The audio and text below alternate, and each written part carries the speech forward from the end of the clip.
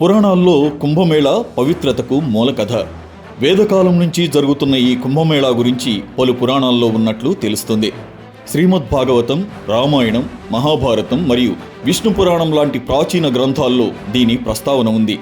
దాని ప్రకారం రాక్షసుల బాధపడలేక దేవతలు శ్రీ మహావిష్ణువు దగ్గరికి వెళ్ళి వారి బాధలు చెప్పగా బలవంతులైన రాక్షసులతో స్నేహంగా ఉండి క్షీరసాగర మథనం అంటే పాల సముద్రాన్ని చిలకమని దానివల్ల అమృతం పుడుతుందని చెప్తాడు.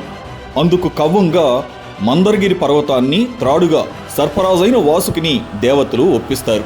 రాక్షసరాజైన బలిచక్రవర్తిని ఇంద్రుడు క్షీరసాగర మథనం జరిపితే అమృతం పుడుతుందని, దాన్ని సేవిస్తే మరణం దరిచేరదని ఒప్పిస్తాడు. శ్రీ మహావిష్ణువు కూర్మావతారంలో మందరగిరి పర్వతాన్ని కింద పడకుండా మోయగా వాసుకి పడగ వైపు రాక్షసులు, తోకవైపు దేవతలు చేరి చిలకడంతో